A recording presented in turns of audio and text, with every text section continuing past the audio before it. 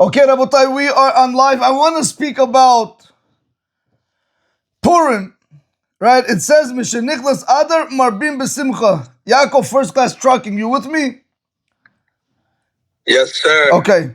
It says, right, it says when Adar enters, when the month of Adar comes, what we are in right now, it says in Marbim Besimcha, you have to be happy. Correct? It says you have to increase your happiness. You want to explain to me what that means? So during the month of Adar, we have to be happy. Is that what you're saying? Or I didn't say you have to be happy. It says you have to increase your happiness. Increase your happiness. So we have to be happier. That means you had to be happy before you came into the month of Adar. That means you got to dig deeper in your pockets when you do donations, Ruben Eskello. Now, I don't know if that's going to make you guys happy. You got to learn more Torah, Rabbi. That is going to make. Why? Throughout the whole year also, Mike. Throughout the whole year also, you have an obligation to learn Torah. I'll tell you like this. The reason why we have to increase being happy in the month of Adar is because we were saved from Haman HaRasha. Everybody knows who Haman was? He wanted to kill the Jewish people. Correct? He wanted to wipe us out. So because of Mordechai HaTzadik and Esther, we were saved. Therefore, we have to increase our happiness. Because if it wasn't for the month of Adar, there would be no Jewish people. Specifically the day of the 13th of Adar, that's when we're going to Bizrat Hashem fast. In that specific day, we were saved from our enemies. So that's why we have to increase in being happy. Now, before I continue, I want to ask you guys a simple question. How in the world can the Torah dictate to us what to feel, Jigarik? There's a halakha in the Shulchan Aruch that says, like today's halakha, once Adar comes, you have to be happy. But at the same time, Bezrat Hashem, in a few months, it's going to say, once the month of Av comes, when you have to already 3 weeks, you have to minimize your happiness. How can the Torah dictate to us how to feel? How can a person be happy?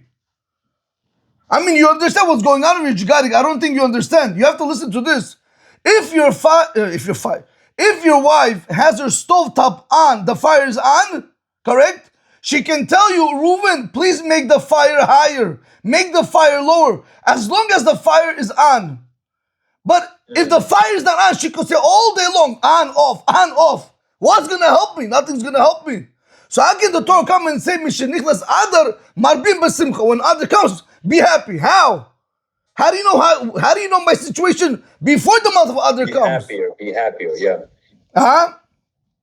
Be happier is what it's saying, right? Be happier, correct. Do you know the point over here is that we have an obligation to always be happy no matter what? Do you know that? I know it's hard. I know you're about to judge. I know. Isn't that the hardest mitzvah to do? Why is it the hardest mitzvah to do, Rafael? Why is it hard to be happy? Because of life, you know. What? You got it? What? The people are in prison, Chas v'Shalom. What? You're in Cooper Avenue. What's life? You got it? You got your mother-in-law living between the same bed. What's going? Why are you not happy? Is there a reason for you not to be happy? But even if you're in prison, you should still stay happy, no? Yeah, Rafael, I understand, but I'm telling Jigarik right now, what is there a reason for us not to be happy? Rabotai, the pasuk says in Psalm, in Parak 100, in verse 2, it says, Ivdu et Hashem b'simcha. It's an obligation on us to serve Hashem when we're happy. Jigarik, listen to what I'm about to tell Jigarik. I'm going to try to give you a parable, okay?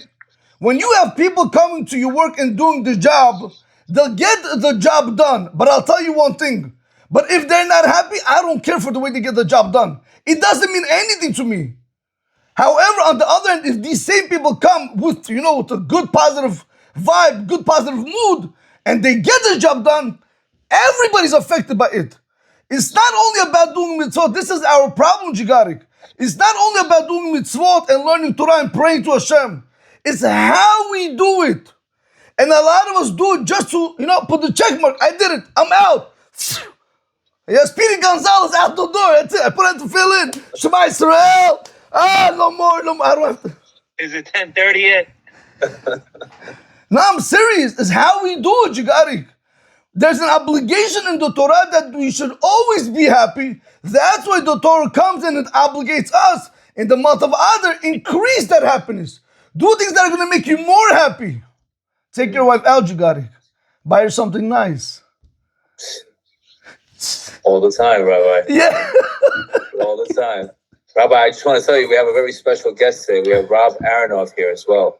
Ladies and gentlemen, Rob, honorable guest, welcome, Mr. welcome. Robert. Oh, snaps. Okay, can I gotta, where's, who am I gonna pick on? Jeff, you alive, Jeff? Jeff, can I ask you a question? Jeff? I knew you were going to say my name. I knew it. It's easier, Jeff. You're a big guy. I'm a big guy. We could go at it one-on-one. No big deal. God bless. Jeff, let me ask you a question. If there's a mitzvah for a Jew to always be happy, so why do we see people, even when they're doing mitzvah, they're not happy? What's getting in their way? But isn't that when we're breaking ourselves? Let's just say hypothetically. I can't, Jigari, when you start speaking I can't, I just can't, Jigari. You start, stop being professional. You got to just be yourself, Jigari. You don't want me to be unprofessional, Rabbi, man. I can't deal it, I can't, automatically start speaking philosophy. Just tell me the way it is, Jigari. We have, Jigari, let me ask you a question, Jigari. What? Rabbi, you know what the problem is with people nowadays? They're always looking at other people. They're comparing. They're not grateful for what they have. That's very true. So no matter what you have, you'll never be happy because you're always looking at the other guy. That's the biggest issue. Once you stop comparing and be happy for what you have, no matter what happens in your life, you're going to be happy. That's actually very true. What you are saying. But there is also something more stronger. Let's say if I'm not comparing myself to anyone else, why am I not happy? Not Michaso, but why is a person not happy? Like, why do we have to beg people to come and daven and learn Torah and serve Hashem? Why do we have to do? Why can't they understand that there's nothing greater than serving Hashem? Why? Do I have to listen? If I educated enough. One second. Rebbe, not everybody is spiritual, Rebbe, because not everybody is spiritual. I love this. I love the lawyer. You know why? Not everybody's spiritual. Yaakov, listen to me. Yaakov Moshe, 1 second. There's two Moshes. 1 second. The lawyer, 1 second. Let me ask you a question, Yaakov. When you enter into a Bentley, correct? Into a store, you want to buy yourself a Bentley. You want to buy your wife a Bentley. It's whatever. I say it's $250,000, correct? And when you walk in and say it again. What do you say? Go ahead. When you walk into the Bentley store and he tells you the price tag is $250,000, tell me you're not gonna understand what kind of car this is? Yaakov, are you gonna understand where you walked in? Yes or That's no, a physical object, Rebbe. That's a physical object. What are you comparing? Touch it, see it. You can touch it. You can see it. You can. What? The Torah you could touch. The mitzvot you could touch. Hashem you could. Oh, come on. Feel. It's different. But the reward is delayed. That's the. Chas v'shalom, Jigarik. When you learn Torah, you feel good right away. Look, Jigarik, all day when you're happy, look, you gotta look at your smile, Jigarik. Put a smile on my face. I look forward to these calls, Rabbi. I ain't gonna lie. Nah, all jokes aside, I want to tell you something. Do you know why it's hard for us to do it? Because of Ga'ava. Because we have our best interest in mind, what we want to do. We have an ego. We can't give in to Hashem. That's the problem, Jigarik. Why should it be hard for me to get out of bed when I have to get out of bed? Can you tell me? Why should it be hard for me to sit and learn Torah 10 hours straight? Why should it be hard for me to say Birkat Hamazon or eat? Why? Because I have an ego problem. I think I come first and then Hashem. Did you see it that way? No, Jigarik. We don't see it like that. If we put our ego aside, if we say that we are nobody, Jigarik, do you know where we came from? Dirt. Where you going, Jiggy? Say it. Where you going? Back to the ground. You got to say a little bit more passion. You got to say more passion, Jigarik. Jigarik, you don't understand that neshama goes back to its original place, and your body that we're working on it so many years in this world is gonna rot. That's what's gonna happen. So if I know that, Jigarik, why am I emphasizing all my energy on my body and not my soul? Where's the lawyer? Where he ran away? The lawyer? Where'd he go? That lawyer? I'm telling you, I'll be a lawyer in one day. I'm here, Rebbe. I'm here. Lawyer, what are you gonna do? What are you gonna do? What are you gonna do? People know they're gonna die, and still they're continuing their wrong ways. Rebbe, but people are not spiritual. A lot of people. What does it have to be? Spiritual person. Yaakov, what kind of lawyer? Yaakov, can you tell me what kind of lawyer are you? Rebbe, if a lot of people. Just tell me what kind of lawyer are you, Yaakov. Just answer the question. Injury. Whoa, let me ask you a second. I like that. 1 second. Injury lawyer. Let me ask you a question, Yaakov, like this. If you have a person, correct? He ran the red light and he hit somebody, correct? Right. Let's say now you go against, you have to warn him. You're not going to do it. He says, I don't want to listen. I don't understand. I'm going to do it again. What are we going to do to such a person? Again, you're comparing a physical action. I'm not to comparing. I'm telling you, it's common sense. It's not common sense. It's not common sense. No, it's not common sense. It's not common sense. Okay, wow. Let me, Yaakov. People know if you run a red light, you can get hurt. Right. People know that. They've seen it in movies. They've seen it on TV. No, but I'm saying, news. Can a person plead the fifth? Can he play stupid by saying, oh, I don't understand? Does it make sense? Unless he's mentally retarded. No. That's it. When it comes to here, also the people have to be mentally retarded not to follow Hashem. Put it to you like that, if that's the way you want to hear it. No, what should I tell you? I don't know what to tell you. Oh, man. No, you got it. You have to understand. 1 second. You guys have to understand. You got it. If you just look, did you ever have a pebble, not a pebble, a sand go in your eye? You got it. You guys like to go to the beaches, correct? You walk, and all of a sudden you can't close your eye. What? How big is the pebble? How big is this? What do you call this? Sand. How big? Grain. Thank you. It doesn't allow you to focus. It doesn't allow you to look. It does nothing. It throws you completely off. One little thing. Because look at how Hashem created our eyelids. They're like windshield wipers for our eyes. Look how beautiful Hashem created the world. How He created us. Come on, you got it. From that alone, you could see Hashem. You don't got to tell me I'm spiritual. Common sense. Forget about being spiritual right now. But Yaakov, the problem is, like one great rabbi said, I think it was Rabbi Elchanan Wasserman, he said, when a person has a very big ego, no matter what you're going to tell him, he's going to continue doing what he wants because he wants to do everything wrong. He wants to eat not kosher. He wants to sleep with women. He wants to look at women. He wants to cheat. He wants to kill. You understand? You have to make... The Yitzhar is called the ego, Rabbi, right? The Yitzhar is called the evil inclination. What we have inside of us is called the ego. We have that inflammation. We think we're everything in the world. It keeps fueling the ego. Say it again? It keeps fueling the ego. It tells you this is not enough. Your neighbor has better. Correct.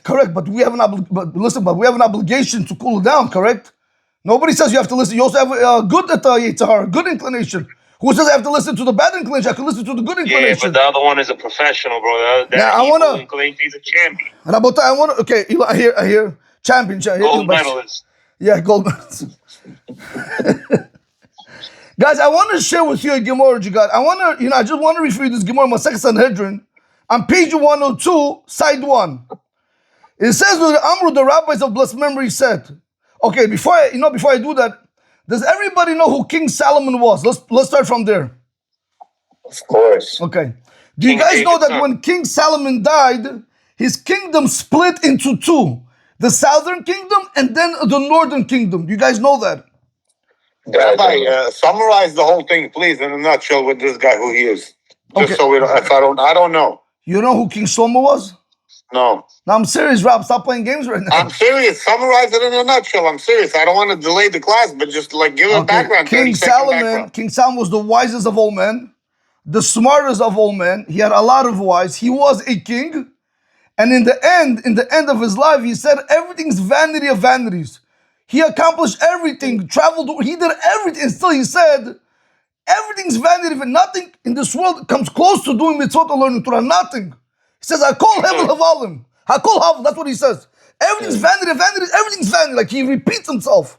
So King Solomon was a very big person. Put it to you like this. When he died, his kingdom was split into two. The southern kingdom, and the northern kingdom. His heirs, they took the southern kingdom. But did you guys hear of Yeravam ben Nevat?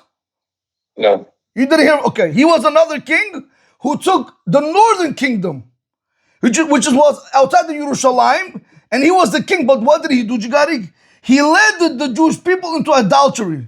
He was a rasha. He was a wicked person. He made people sin machti tarabim. You with me? Yes. He was Okay. a Jew? Say it again.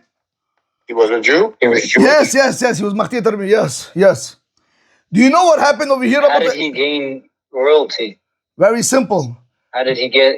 First, when they look, you have to remember, it's like, I don't want to speak about any president right now. It's like president, they promise one thing and then before you know, they start doing whatever they want. Same thing over here. Eventually, when either he got position or either they placed him in the office. But the bottom line is, eventually he became a wicked king. He made all the Jewish people start doing adultery. So therefore, the Chazal tell us he was a rasha. You with me or not? Yeah. Listen to this. I'm not going to go into the whole Gemara. I just want to try to focus on one important point. The Chachamim said, I want to read it in English. The Tafas HaKadosh Baruch Hu Yeravam bebigdo. HaKadosh Baruch Hu grabbed hold of Yeravam, this evil king, by his garment, Smoke. by his cloak. And he said to him, listen what Hashem says. Some say it was in a dream, because if he's a Rasha, why did Hashem ever come to him? I don't want to get into that now. Ve'amalo, Hashem said to Yeravam, Chozer becha. Jigarik, listen to this. Do teshuva. Come back to me, Hashem says. Come back to me. Look what Hashem promises him. After everything that he did. Ve'ani ve'ata uben Ishai. He says, I and you and Ben Ishai, who was King David, Nita'el began Eden. We will all take a walk in Gan Eden. Can you imagine that? HaKadosh Baruch Hu came to Yeravam ben Nevat and he told him, do teshuva. Once you do teshuva, I guarantee you, I, Hashem says, and you, Yeravam ben Nevat, and Ben Ishai, meaning King David, we will all walk in Gan Eden. What's the problem, Jigarik? He spoke Open guarantee. So some say the Ben Yehuda, the Ben Ishai says it was through a dream.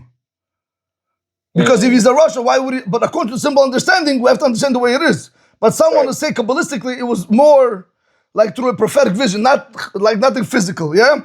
Got it. But listen to this. Listen what I want to... Now, Jigal, let me ask you a question. Who is first over here in the picture? Who's first? Hashem. Look at the picture. Hashem. Hashem said, I. Right. And then you. Who's the you?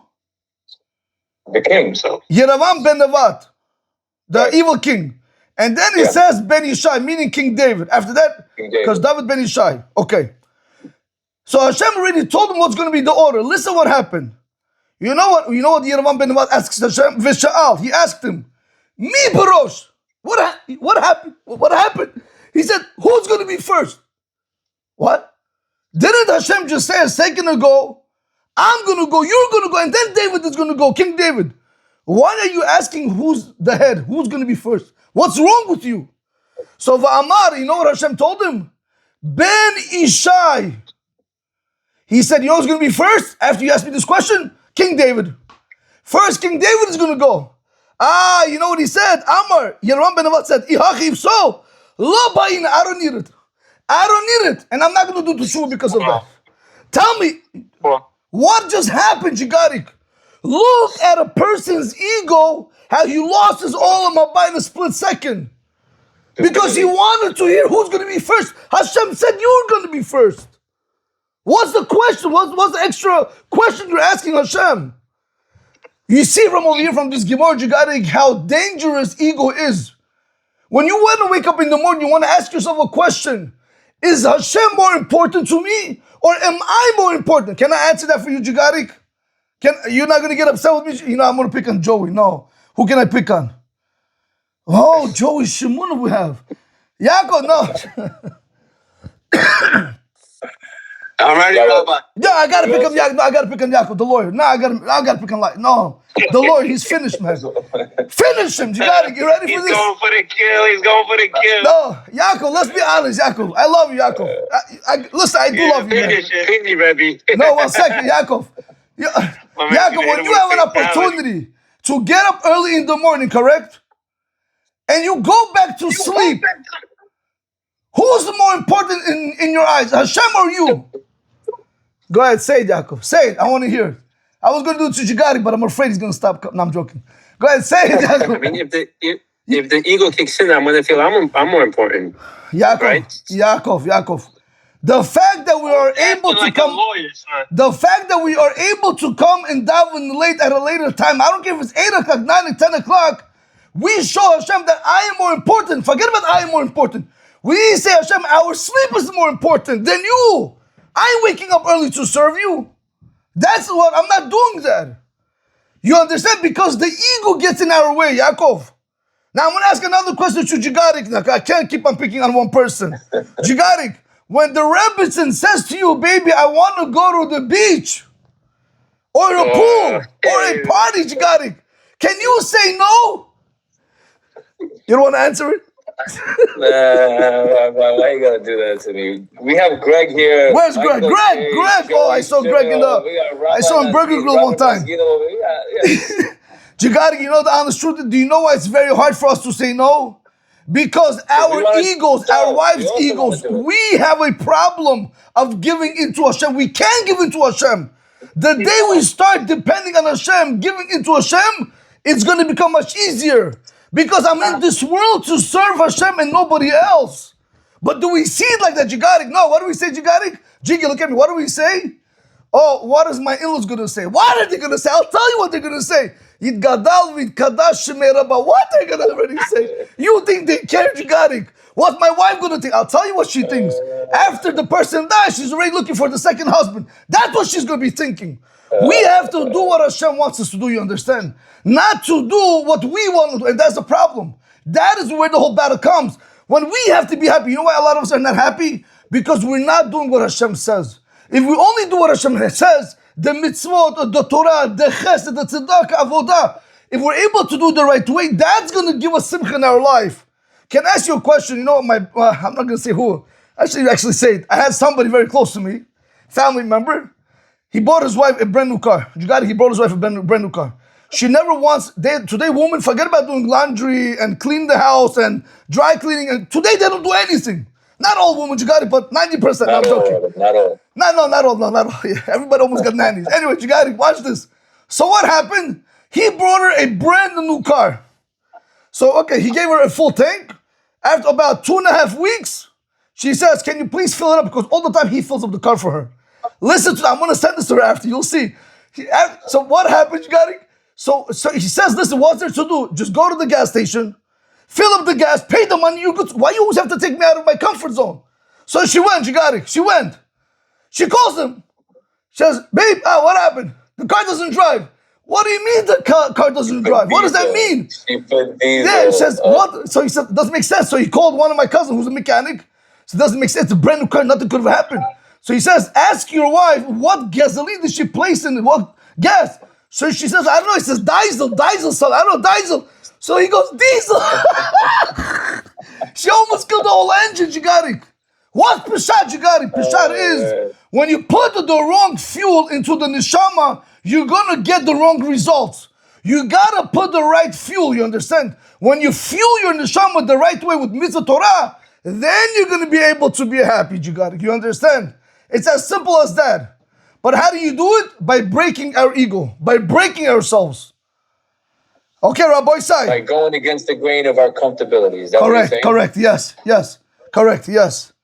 And that's what you got. Again, nobody's perfect, but we got to do our best, at least to put that fight, you understand? And you know who helps us stay in bed? The wives. Where are you going? Spend some time with me. You know, I'll tell you, I'm going to finish with this piece. I think it's a Pele Yoetz. I said this before, I'll say this again. The Pele Yoetz says, if you remember, Jigarik, who is more cruel, the father or the mother, as a parent? The mother. Why? You remember why? Because she allows them to do the things that because she allows the children to sleep in. Why they have to go down? Why they have to learn? Oh, my poor kids, don't do this. Right? She's cruel. No, you, Rabotai.